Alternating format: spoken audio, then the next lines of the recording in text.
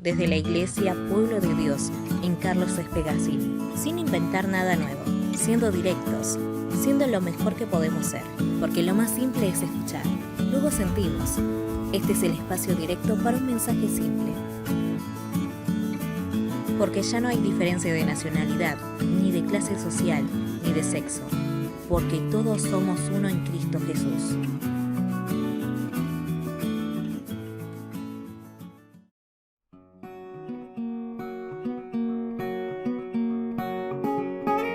Lucas capítulo 2. Por aquellos días, Augusto César decretó que se levantara un censo en todo el Imperio Romano. Este primer censo se efectuó cuando Cirenio gobernaba en Siria. Así que iban todos a inscribirse, cada cual a su propio pueblo. También José, que era descendiente del rey David, subió de Nazaret, ciudad de Galilea, a Judea. Fue a Belén, la ciudad de David, para inscribirse junto con María su esposa. Ella se encontraba encinta, y mientras estaban allí, se les cumplió el tiempo. Así que dio a luz a su hijo primogénito. Lo envolvió en pañales y lo acostó en un pesebre, porque no había lugar para ellos en la posada. En esa misma región, habían unos pastores que pasaban la noche en el campo, turnándose para cuidar sus rebaños. Sucedió que un ángel del Señor se les apareció. La gloria del Señor los envolvió en su luz, y se llenaron de temor. Pero el ángel les dijo: «No tengan miedo. Miren que les traigo buenas noticias que serán motivo de mucha alegría para todo el pueblo. Hoy les ha nacido en la ciudad de David un Salvador, que es Cristo el Señor. Esto les servirá de señal. Encontrarán a un niño envuelto en pañales y acostado en un pesebre». De repente apareció una multitud de ángeles del cielo, que alababan a Dios y decían: «Gloria a Dios en las alturas, y en la tierra paz a los que gozan de su buena voluntad». Cuando los ángeles se fueron al cielo, los pastores se dijeron unos a otros: «Vamos a Belén, a ver esto que ha pasado y que el Señor nos ha dado a conocer». Así que fueron deprisa y encontraron a María y a José y al niño que estaba acostado en el pesebre. Cuando vieron al niño, contaron lo que les habían dicho acerca de él, y cuantos lo oyeron se asombraron de lo que los pastores decían. María, por su parte, guardaba todas estas cosas en su corazón y meditaba acerca de ellas. Los pastores regresaron glorificando y alabando a Dios por lo que habían visto y oído, pues todo sucedió tal como se les había dicho. Vamos a hablar hoy sobre la Navidad. Yo les mandé el versículo que íbamos a ver. Y reflexionaba estos días de tantos regalos, de intercambio de regalos y todo. ¿Cómo es el tema de los regalos y de los deseos, ¿no? De las cosas que uno quiere con los regalos? Que uno a veces desea tanto algo, desea tanto un regalo, y después una vez que lo tienes, como que, bueno, es la sorpresa del momento, es la novedad, es el anhelo cumplido, y bueno, y ya se pasa a lo próximo, al próximo deseo, a lo próximo que parece que nos va a venir a llenar la vida y a solucionar todos los problemas y a darnos la alegría que necesitamos para seguir adelante. Y siempre pasa así con los regalos, ¿no? Uno desea un regalo. ¿Vos qué querés que te regale para tu cumpleaños? Bueno, para mi cumpleaños quiero que me regales tal cosa. Y cuando uno lo tiene ahí y dice: uy, qué bueno este regalo y todo. Pero hay un regalo que todavía nos sorprende, que nos sigue sorprendiendo todos los días de nuestra vida, y es el regalo de Dios, es el regalo de Jesucristo. Y en Jesucristo pasan dos cosas.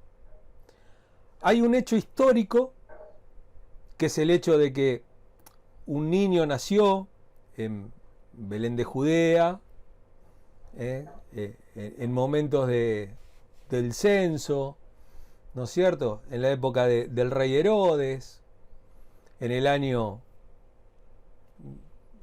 6 a.C., más o menos. No un 25 de diciembre, seguramente en otra fecha, más cercana por ahí por marzo, abril, puede haber sido. Se llamaba Jesús, su padre era José, su mamá María. Los dos eran de Nazaret, ahí es donde se crió. Acuérdense, una tierra de nazoreos, no nazarenos, sino de nazoreos, que eran los descendientes del rey David. Por eso eran nazoreos. Era un ala muy radical de la parte más pobre del pueblo, pero que eran descendientes del rey David y con derecho al trono de David. Tanto María como José, los dos tenían esas características. Acuérdense que se casaban casi siempre más o menos entre los mismos clanes para no perder eso. De un pueblo muy pero muy pobre, Nazaret es una ciudad muy pero muy pobre, una ciudad muy muy rural, que no tenía trabajo en sí misma, que no tenía riquezas, no había no había comercio en ese lugar. Era una tierra de clanes, ¿no? Una tierra de un par de tribus, de personas, de un par de familias. Una tierra muy pobre en donde casi todos eran artesanos, pero no es que son artesanos de Plaza Italia o de Plaza Serrano. No, eran artesanos porque trabajaban con las manos, ellos eran los que se vendían como trabajo. Así que, bueno, colocadores de puerta, de ventana, arregladores de techos, albañiles, changarines. Ese es el contexto en el cual Jesús nace. Y eso es el hecho histórico. Eso es el hecho histórico que cada año que pasa, cada tiempo que pasa, cada vez que estudiamos más, descubrimos muchas cosas más de ese tiempo.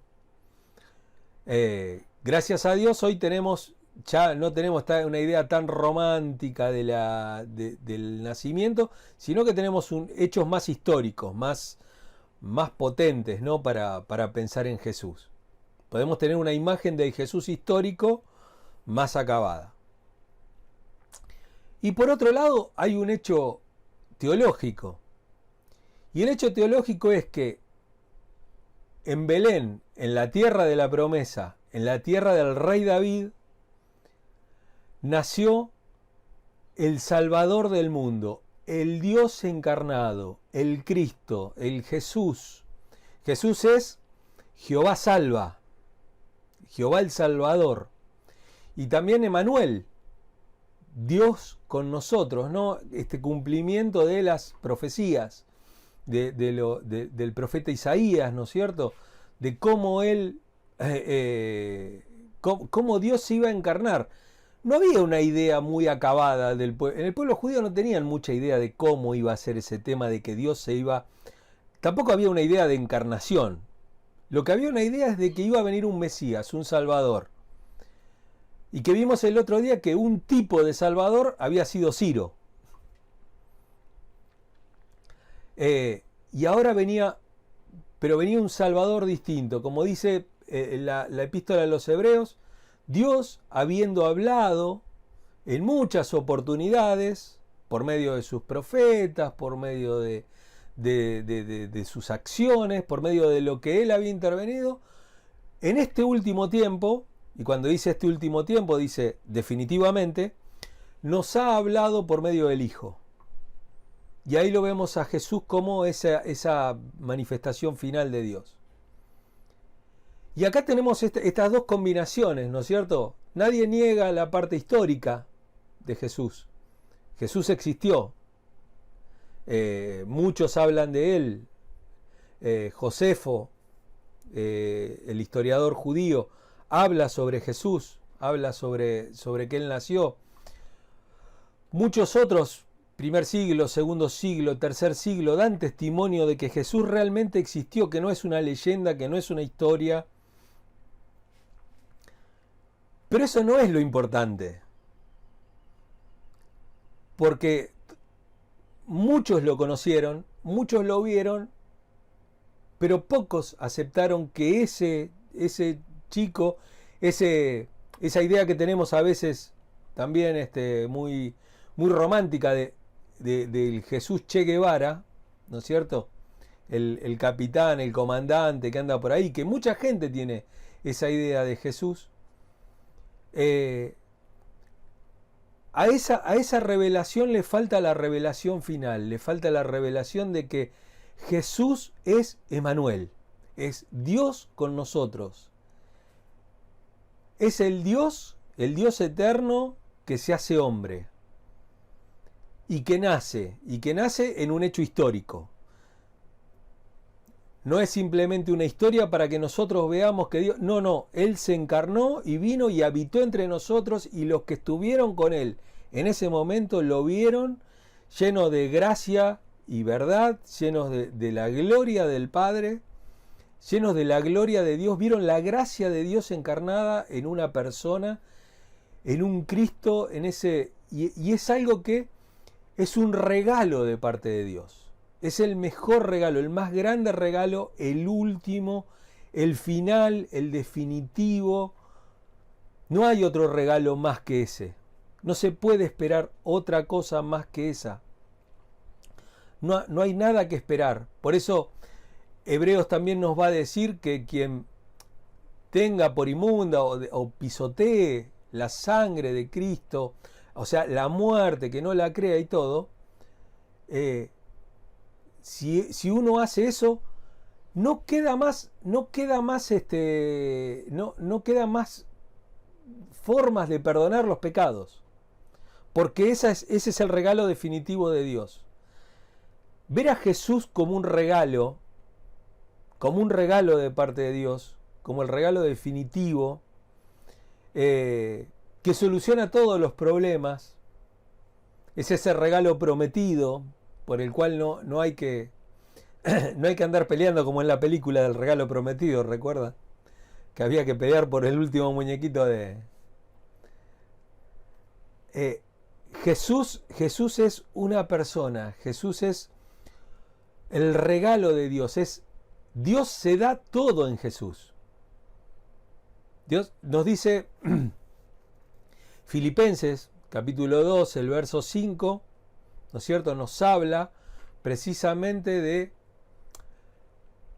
de cómo en Jesús Dios se humilló hasta lo sumo, se hizo uno de nosotros, se vació de la deidad, se vació de su deidad, de sus poderes, de sus prerrogativas, de su omnipotencia, ¿no es cierto?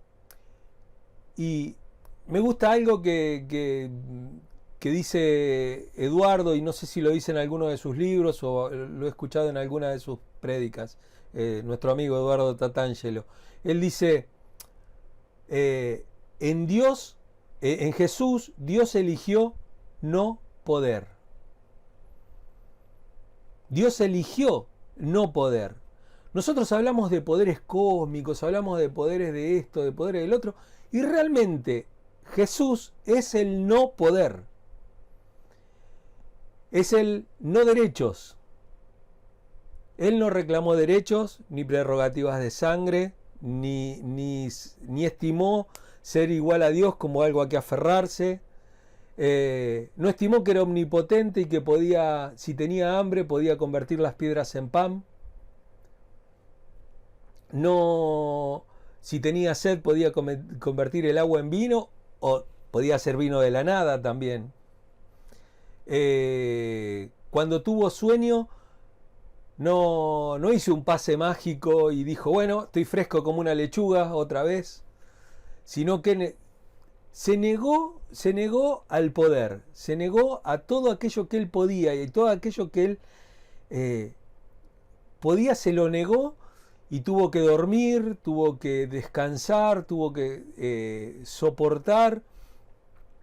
¿Podía haber evitado la cruz? Sí, obviamente que la podía haber evitado. ¿Podía salvarnos si no era por medio de la cruz? Sí, claro que podía salvarnos por medio de la cruz. Pero esa es la forma en la que Dios eligió salvarnos. Ese es el regalo que Dios ha elegido para nosotros. Dios ha elegido a Jesús como regalo para nosotros. Y Jesús en todas sus acciones lo ha elegido como regalo. Como regalo de salvación, como regalo de salud, como regalo de satisfacción, como regalo de alegría, de gozo, de paz, de reconciliación. Habla la primera carta a los Corintios, Pablo dice que por medio de Jesús Dios ha elegido reconciliar al mundo consigo mismo y que nosotros tenemos ese ministerio de la reconciliación. Él ha elegido esa forma de reconciliación.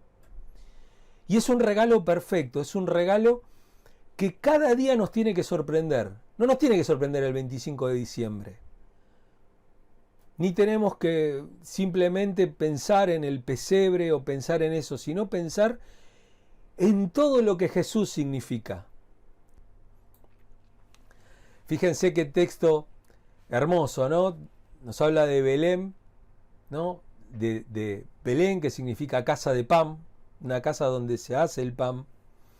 Jesús es el pan de vida, ¿no es cierto? Es el pan que bajó del cielo, es el maná, es un tipo de Jesús, no es un tipo de Jesús, es una representación de lo que Jesús va a hacer en esta tierra, ¿no?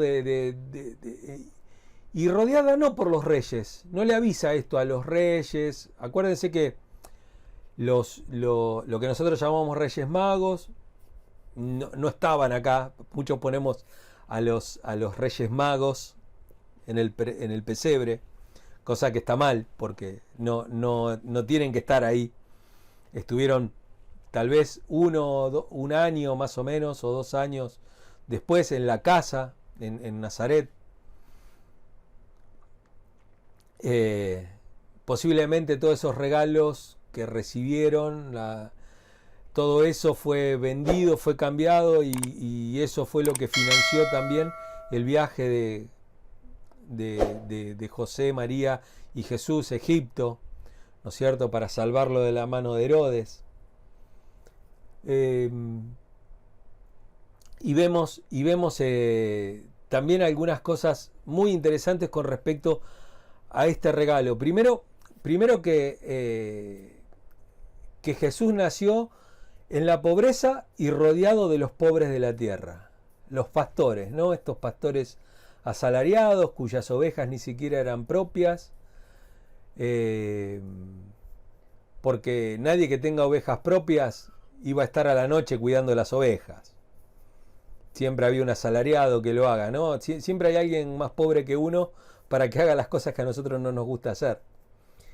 Y ellos estaban ahí cuidándolos en la noche, en el frío de la noche, seguramente todas acurrucaditas unas con otras. Y sin embargo, Dios elige a estas personas, a estos pastores que eran despreciados, porque por lo general, ustedes saben que los pastores son de las clases más bajas, siempre, porque no solamente porque están con animales que a veces son impuros, porque a veces los animales se lastiman, se manchan con sangre, entonces muchas veces están impuros para los ritos que se hacen dentro de las celebraciones de los judíos. Entonces a veces vemos que pelean con animales, así que matan animales que son impuros, están, qué sé yo, ahuyentando buitres, ahuyentando lobos, ahuyentando perros salvajes. Y aparte otra cosa, que ya desde el principio vemos en la primer pelea, el primer fraticidio, ¿no es cierto?, el primer fraticidio de fratelo, de hermano, ¿no?, el primer asesinato de un hermano es Caín y Abel. Caín es un labrador de la tierra, Abel un pastor de ovejas. Esos dos clanes están totalmente enfrentados a lo largo de toda la historia. ¿Por qué? Porque las ovejas se comen las plantas que cultivan los que labran la tierra. Y porque le rompen los cercos y porque pisotean la tierra. O sea, todo eso se va pasando de generación en generación. Entonces los pastores tienen esta característica de ser personas impuras y pobres. Es un trabajo que nadie quiere, ¿no es cierto? Y sin embargo Dios elige esas personas. Y a esas personas no les manda un sacerdote, les manda directamente, no solamente un ángel, sino que les manda un coro celestial, para que por medio de ellos puedan adorar a Dios y puedan... Miren qué equipo de alabanza que les mandó Dios, ¿no? Para aquella primera iglesia, si entendemos. ¿Por qué es la primera iglesia? ¿Qué es la iglesia sino aquellos que adoramos a Jesús? ¿Qué es su iglesia sino aquellos que creemos en su nacimiento y en su muerte y en su resurrección? Ahí está la protoiglesia, la semilla de la iglesia está ahí en esos pastores. Y hay ya el primer equipo de alabanza, ¿no? Hay un coro de ángeles, ¿no es cierto?, que los acompaña. Y dice que ellos quedaron maravillados, que os ha nacido hoy en la ciudad de David un Salvador, que es Cristo el ungido, el Salvador, el Señor. Es Dios mismo. Y dice, y repentinamente apareció con el ángel, versículo 13, con un ángel una multitud de las huestes celestiales que alababan a Dios y decían: gloria a Dios en las alturas y en la tierra paz. Y dice, buena voluntad para con los hombres. ¿Buena voluntad de quién? Buena voluntad de Dios, que trae este regalo que es Jesucristo. Y dice que cuando estos ángeles se fueron al cielo, los pastores se dijeron a otro: bueno, vamos a tener que hacer algo con esto. Y ahí va como la primera carrera hacia la adoración, ¿no es cierto? Hacia la adoración de Cristo. Bueno, vamos a ver vamos hasta Belén, vamos a ver qué es lo que sucedió y que Dios nos ha manifestado. Y encontraron a ese Jesús, a ese chico en un pesebre, no les importó que era un lugar pobre, que era un lugar lleno de pobreza, no fueron a un palacio a verlo. Y ellos le dieron a conocer a los que estaban en ese lugar, o sea, fueron no solamente la primera iglesia, los primeros adoradores de Cristo, sino que aparte fueron los primeros evangelistas que fueron y contaron estas cosas acerca del niño, aquellos que estaban ahí. ¿No es cierto? Siempre uno tiene un chico y sobre todo si está ahí en un lugar, seguramente habría mucha gente viendo: uy, qué lindo, un nene, qué tierno, ¿no? Es algo tierno, entonces uno lo va, lo ve, lo mira, pero ellos van y les cuentan lo que Dios había dicho acerca de ese chico. Y todos los que oyeron se maravillaron de lo que los pastores decían. Ellos son los primeros que llevan el querigma, ¿no es cierto? El mensaje, el evangelio. Dice, pero María guardaba todas estas cosas meditándolas en su corazón. Ella, acuérdense que había tenido esta profecía, ¿no es cierto? Que le dijo que tendría un niño y que tendría la mayor alegría, pero también que una espada iba a atravesar su corazón, ¿no? Con respecto a Jesús. Y dice que todo esto terminó y volvieron los pastores glorificando y alabando a Dios por todas las cosas que habían oído y visto y que se les habían dicho. Realmente Jesús es un regalo que nos sigue sorprendiendo todos los días. No es un regalo que un día te lo dan y te sacaste las ganas y ya está, y te completó en el momento. No, Jesús es un regalo para siempre. Es un regalo de sorpresa, de llenura, de gozo, de paz, de buena voluntad de Dios para con nosotros. Dice que fue tan grande que todos se maravillaron y todos alababan a Dios, y eso lo siguió manifestando, y eso no ha finalizado hasta el día de hoy. La adoración y la alabanza de los hombres a Dios, por la revelación de su gloria, esa noche, ese momento en la historia del nacimiento de Jesús, todavía no cesa, todavía no termina, y no va a terminar nunca. Nunca va a terminar la humanidad, la creación toda, de asombrarse y de cantar y de adorar al Señor Jesús por lo que ha hecho, ¿no? Y por más que siga habiendo dudas de parte de la gente incrédula, va a haber gente que se va a burlar de lo que nosotros pensamos, de esta Navidad, la van a querer transformar en otra cosa, en una fecha comercial, en una fecha de que se junta la familia solamente, en una fiesta familiar, que lo es, pero que es mucho más amplia y que tiene ese significado. Va a haber apatía por parte de un montón de personas, va a haber amenazas incluso, ¿no es cierto?, por estas cosas, por más las mentiras del diablo, por más de las cosas que nos pasan, por enfermedades, por virus, por un montón de cosas. Todo eso no va a poder aplacar, como dice Juan, la luz que resplandece en el medio de las tinieblas. Jesús es eso, Jesús es una luz que resplandece en las tinieblas. No es una luz que quita las tinieblas, es una luz que resplandece en el medio de las tinieblas. Acuérdense que la próxima vez que Jesús venga, ya no va a venir como un niño, ya no va a venir como con relación al pecado, sino que va a venir como